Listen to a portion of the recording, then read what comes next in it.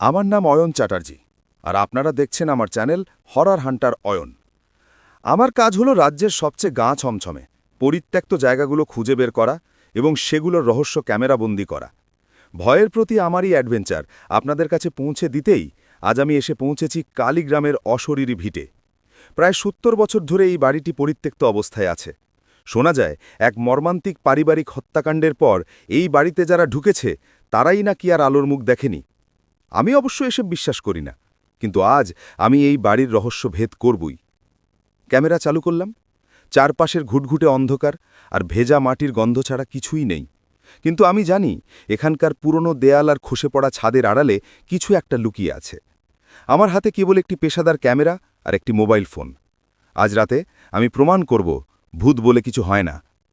রাত তখন ঠিক 12:01।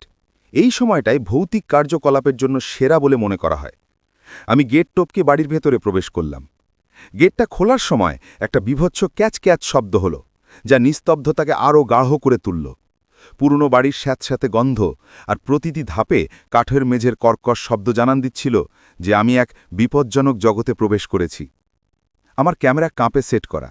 আমি প্রতিটি ঘর ঘুরে দেখাচ্ছি। প্রতিটি ঘরেই যেন এক অজানা শীতলতা।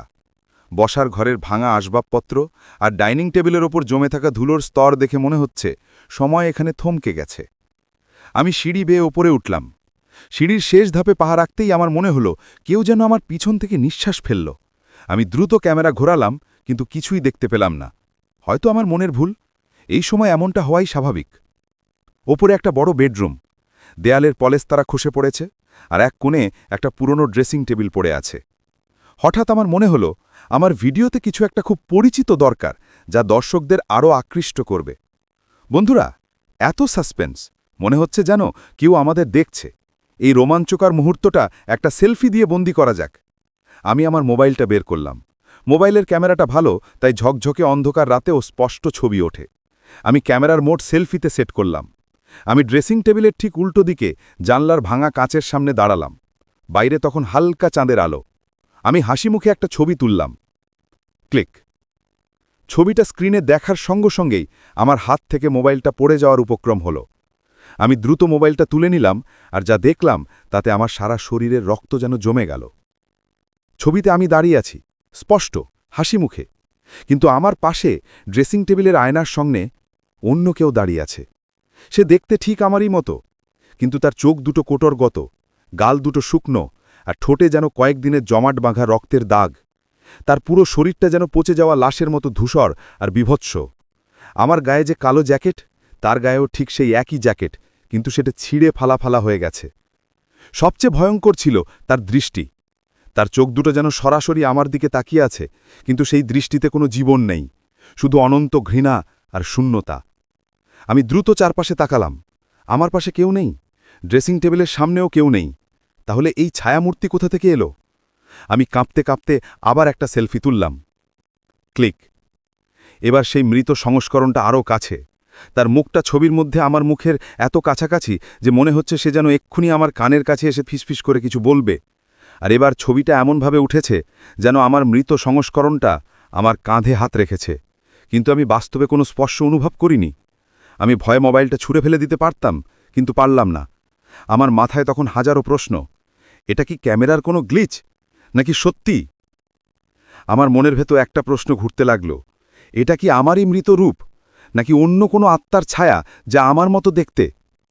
ঠিক তখনই মোবাইলটা যেখানে পড়েছিল সেখান থেকে আপনা আপনি স্ক্রিন লক হয়ে গেল, আর একটা অমানবিক হাসি পুরো ঘরে গমগম করে উঠল। হাসিটা শুনে মনে হলো যেন কোনো বহুদিন পুরনো হাড়গোড়ের কঙ্কাল হাসছে, আর সেই হাসিটা যেন স্পষ্ট করে বলতে চাইছে, তুমি তো আমারই, তুমি নিজেকে একা ভাবছ কেন? আমার মনে হলো আমার পিছনে কেউ দাঁড়িয়ে আছে। আমি ধীর গতিতে পিছন ফিরলাম, আর সেই মুহূর্তে আমার পেশাদার ক্যামেরার ডিসপ্লেতে একটা মেসেজ ভেসে উঠল, রেকর্ডিং স্টপড, স্টোরেজ ফুল। আমার মনে হলো আমার সময় শেষ। আমি দ্রুত দরজা লক্ষ্য করে দৌড়াতে শুরু করলাম। সেই রাতে আমি কিভাবে বাড়িটা থেকে বেরিয়ে এসেছিলাম তা আমার মনে নেই, শুধু মনে আছে পিছন থেকে একটা হিমশীতল কণ্ঠস্বর আমাকে ডেকেছিল, চলে যাচ্ছ? আবার এসো, তুমি তো তোমার মৃত্যুকেই সেলফি তুলেছ। উপসংহার: আমি আজ সুস্থ, কিন্তু আমি সেই দিনের পর আর কোনো ভিডিও শ্যুট করতে পারিনি। আমি বুঝে গেছি যে কিছু রহস্য যুক্তি দিয়ে ভেদ করা যায় না। আমার মোবাইলটা এখনও আছে, আর সেই সেলফি দুটো আজও মোবাইলের গ্যালারিতে রয়ে গেছে। আমি জানি ওগুলো দেখলেই আমার মনে হয় যে আমার মৃত্যু হয়তো অন্য রূপে অন্য কোথাও আমার জন্য অপেক্ষা করছে। বন্ধুরা, যদি গল্পটা আপনাদের ভালো লেগে থাকে এবং আপনাদের গায়ে কাঁটা দিয়ে থাকে, তাহলে আমাদের চ্যানেলটি সাবস্ক্রাইব করুন, আর এই রকম আরও ভয়ঙ্কর ভৌতিক অ্যাডভেঞ্চারের গল্প শুনতে বেল আইকনটি টিপে দিন। ধন্যবাদ।